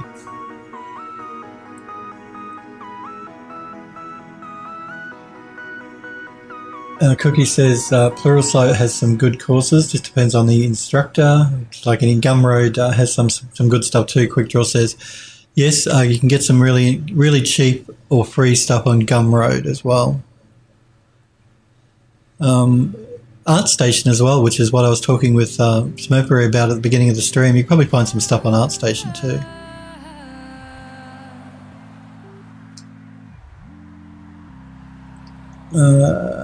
Cookie says, but in general, yeah, there are better options. Gumroad is amazing. Yeah, Gumroad is good.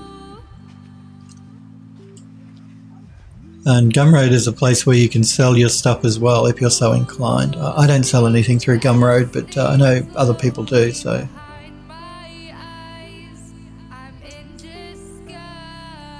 Gotta get this thing right. No.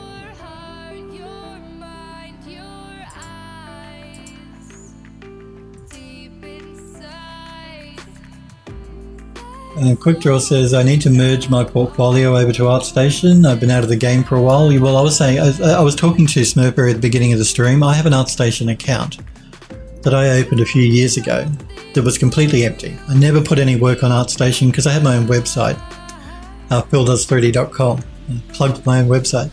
So I put my gallery on my website. But ArtStation have just opened up a marketplace where you can start selling your work. So I decided to look into that, but in order to actually get the option to open a store, you need to upload something to your gallery, to your portfolio. So I just did that over the weekend. I put 2 images up, but yeah. So I'm looking at ArtStation. It's a great resource, ArtStation. There's some beautiful work on there. Some people are incredibly talented, and some of the work that they show is amazing. But it's for all people, for all levels of skill. You can put your stuff up on ArtStation. It's really, really useful, really handy. Smurfberry says, I don't want to be asked with rewarding and organising my website. Rewriting and organising my website. I'm thinking of just keeping ArtStation updated and not telling anyone about my site.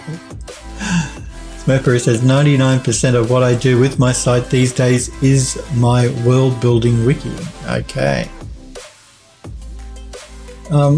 Have both. That's what I'm planning on doing. I'll put some more stuff on my ArtStation portfolio, and I'm not going to get rid of my website because, you know, having a website is really handy, not just for having your own place to put your own work, But I use the email servers because, you know, I have Phil does 3D email addresses and stuff, so it's really handy for a lot of different things. Having a URL that you can register. I mean, I've got like 4 or 5 of them, different URLs. So it can be a pain to update all the websites, I'll admit to that.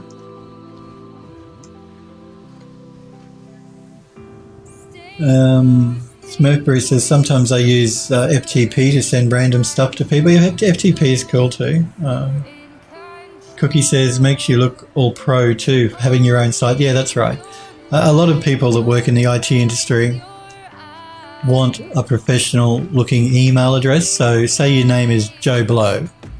You register joeblow.com and then you can have your email at whatever at Joe Blow. So it makes everything much more professional.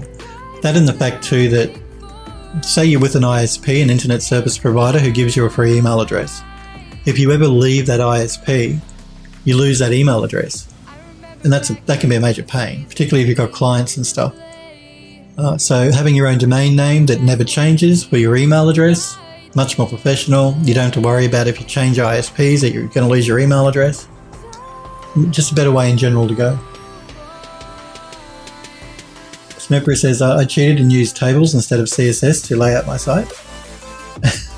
You can use both. You can use tables and CSS. CSS is great though. I love CSS. Basically, that's what HTML5 is. It's just HTML, CSS3, and JavaScript. that's HTML5 in a nutshell. So, you know, I love CSS. Love it. I love XML too. Love XML. But there's nothing wrong with using tables, although they advise you if you're in web design development not to use tables now. It's all supposed to be CSS.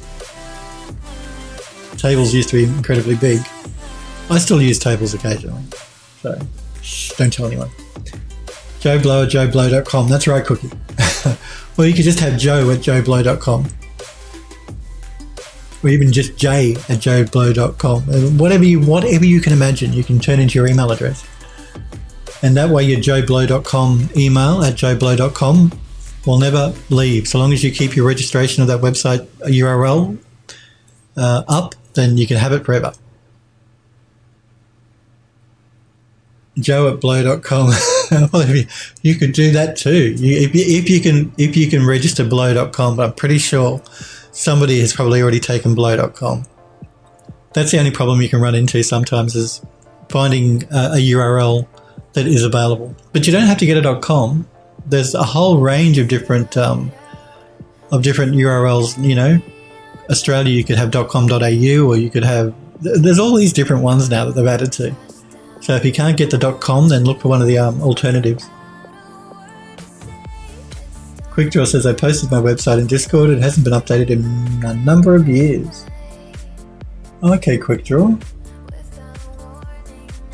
Should we have a look at QuickDraw stuff on stream? Smurfberry says, good luck getting one word URL. Yeah, no, I know. Should we check out QuickDraw stuff on stream? Are you bashful, QuickDraw? Do you not want us to look at? Do you not want me to stream your portfolio to the world? If you feel uncomfortable, I won't. But if you're happy to show everyone, then I'll open up the link and we can check it out. It's fine. Okay, cool. I just like to ask because I know that that some people are not comfortable, and that's completely understandable. Not everyone wants their stuff shown to the world, and remember, not just Twitch streaming live, but a lot of my videos go up to YouTube, so it will be on my YouTube channel for forever. Nice, I like that model. Again, nice gun, very clean gun. But a nice model, and I love this car actual model as well. So the Bugatti. Nice. It's a nice render actually too. You have overlaid footage on a render, yeah? So we have footage in the background, photograph with the car overlaid. It looks great. Nice. Nice render, nice design.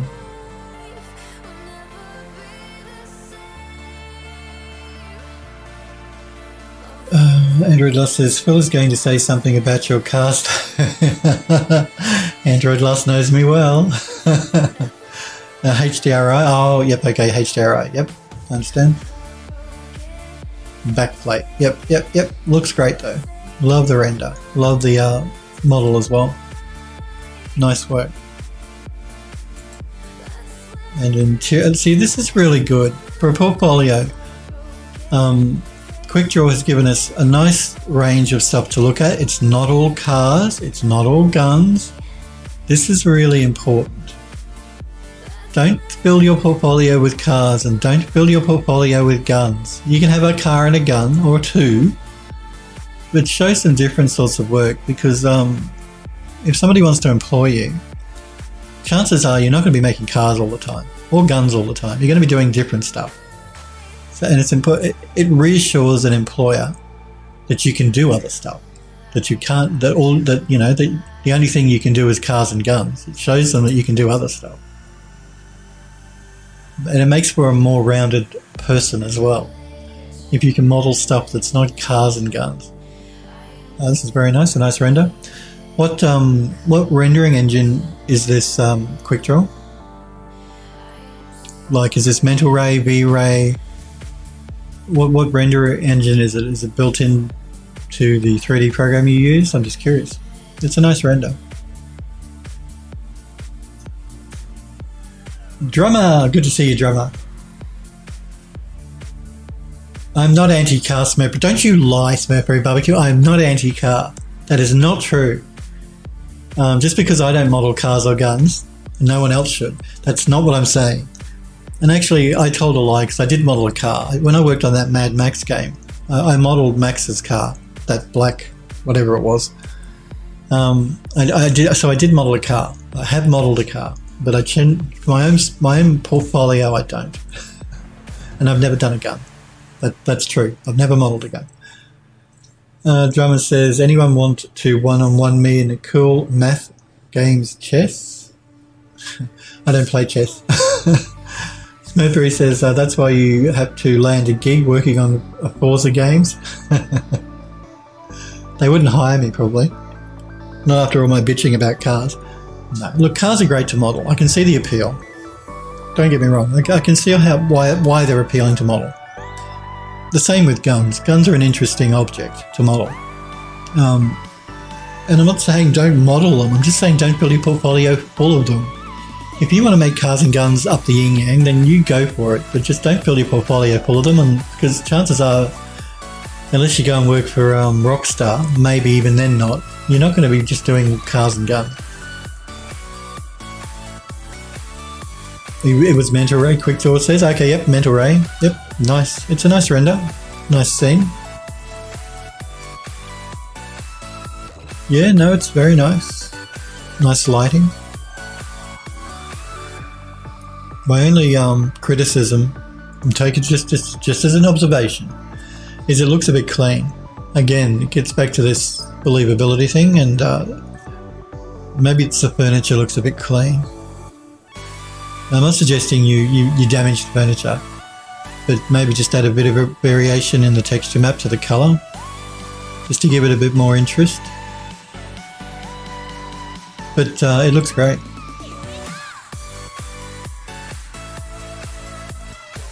Android Lost says, I'm currently making a gun and all I can think of is that Phil hates portfolios full of guns. Please don't put words in my mouth. I do hate a portfolio full of cars and guns. That is true. Don't show me your portfolio full of cars and guns and expect me to say it's wonderful. Because I'm going to say to you, you've got too many cars, you've got too many guns. And again, don't overstuff your portfolio either. Don't put too much in there. People aren't going to look at too much. They're just not going to do it. They don't have the time. So generally I say no more than 12 images. 12 different models, no more than 12. If you can knock it back fewer than that, then that's better, but no more than 12, because otherwise they're just not going to look at it. They're not going to look at it all. They're just not. This is a photograph, so you do some photography as well, which is cool. It's a nice photo. Nice black and white. Love lines. And this is another photograph. I like photography as well. Of course, that's why you can combine photography and 3D and do photogrammetry. So that's why I like photogrammetry so much, because I still get to satisfy my photographer buzz or fix, and also my 3D fix. So I can combine them both to make a model. That's a lovely photo. Very nice. Just want to look at your 3D stuff more than anything, because that's what's most interesting to me. Another nice car, nice design, nice model of the design.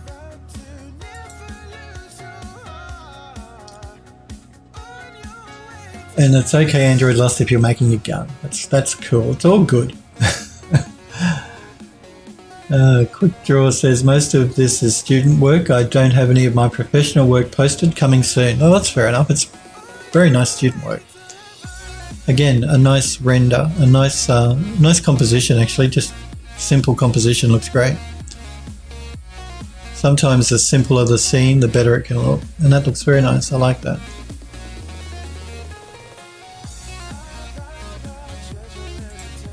So we have 3 cars, which I would be saying you're starting to have a few too many cars now.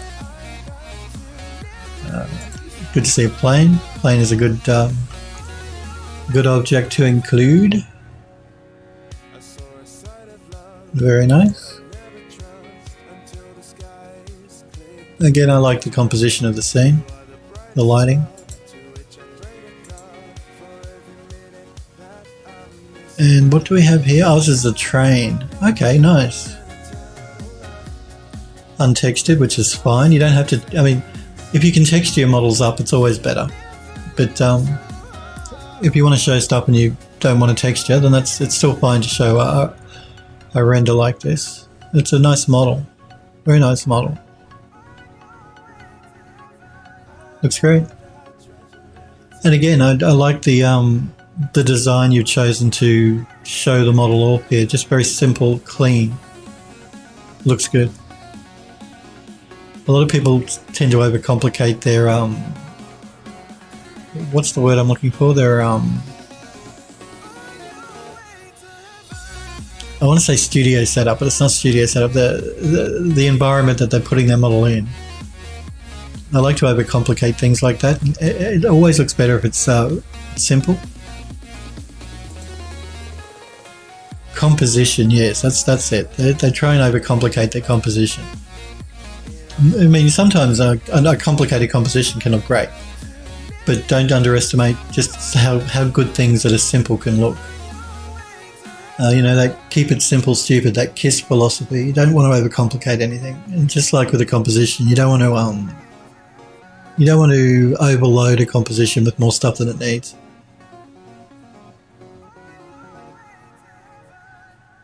You've got a lot of work here by the look of it, actually. I didn't notice the little numbers down here until now. Yeah, we've got a gun, that's fine. The gun looks a bit clean though. My only critique would be it looks a bit clean.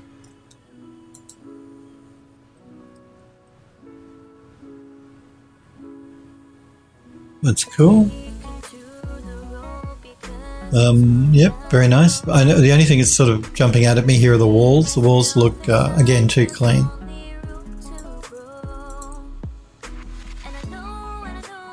And that's nice. I like the texturing work you've done on the buildings here. That looks great.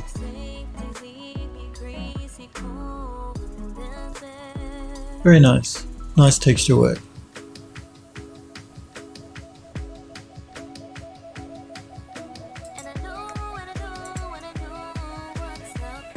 It's all stuff from 2009. Again, that's fine. Don't freak out. If something happened, am I not streaming? No, I'm streaming. Are there no numbers past number 2? Or am I doing something wrong? Maybe this is nothing past number 2, which is fine. Yeah, look, I look back at the stuff that when I first started doing 3D modeling, and I cringe as well. I think to myself, how could I show people my work? But your work is fine. Your work is beautiful. You shouldn't be embarrassed by anything I've seen. But some of the stuff I've created when I first started, wow. I look back on it now and, oh, wow. Talk about embarrassing. And that, you know, just the more you do it, the better you get, so the better your work becomes. So that's why it's always important to swap out your portfolio. Don't let it sit idle for too long, because you're going to be creating new stuff and it's going to be better than your old stuff. Android Lust says, can't wait to see some more recent stuff. Yes, it does. Me either. It looks great. Quickdraw says, the Bugatti is closer to more of my newer work. And it does look great. It's a really nice render, nice composition. Looks wonderful. Yep, very nice. So if you are updating your folio now, don't go adding too many cars. I wouldn't do more than 2 cars in my portfolio personally. So if you're modeling new stuff to make up for your portfolio, do something that's different, a bit different than a car or a gun. You know, scenes like this are great. It can show, particularly if you want to work in ArchViz, it shows the studio that you can put together a scene, a room. Because I do a lot of interior stuff too. A lot of people, I work for an ArchViz studio as I'm an ArchViz artist. I've worked in games, I've worked in film, now I work in ArchViz. I've always been an environment artist and a hard surface modeler, but I've also done technical art. I've done technical artist work. But a lot of people, when I say I work in ArchViz, think, I render the outside of buildings. I do a lot of that sort of stuff. But because I specialise in photogrammetry, and because the studio I work for specialises in adding modern extensions to period buildings, my job is the period part of the building. So I do a lot of that type of rendering work. But I also do interior rendering work as well, because we have interior decorators as part of the architectural studio, and they need their interior designs rendered, and I do a lot of that sort of stuff as well. So it's good to show interior shots. Quickdraw says, I mostly do it as a hobby now. I used to work in the games industry. Yeah, I did too. I don't want to work in games anymore. Andrew Lust says, as much as Phil hates a lot of cars and portfolios, I agree with him. You actually agree with him. Good to hear, Android Lust. And Quickdraw says, Android Lust says, yeah, I'm not saying don't have them, just don't have too many of them. Yeah, I used to work in the games industry. So did I. I worked in the games industry for quite a few years. A few years ago now. I went from working in games to working in film to working in ArchViz. I liked working in film. I like the games industry. It's just the deadlines are really brutal deadlines, you know. Yeah. So I like working on games, but I like working in ArchViz now. Probably, if I was to have my choice of the 3 industries again, I'd go back to work in film. Film was interesting, but I like ArchViz. There's a lot more variety of work in ArchViz. Like when you work in film, you're generally working on a very small section of a scene of a movie. So it tends to become quite, what's the word I'm looking for? Not boring, but you're not challenged as an artist, because they make you work on this one tiny part of this film, this one tiny thing in this scene of this film.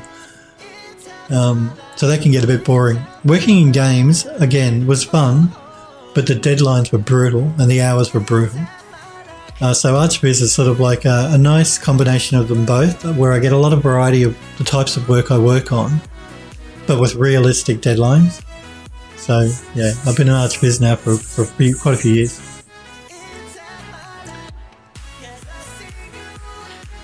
Quickdraw says, in the contracts, yeah, I do contract work as well, by the way. I'm doing a couple of contracts at the moment. Quickdraw says the same thing over and over again. Yeah, see, I don't know if you're talking about the contracts you're doing being the same thing over and over again, but I only take on contracts that I think I'll enjoy because I have a full-time job anyway. The contract stuff is stuff that I do on my time, my spare time.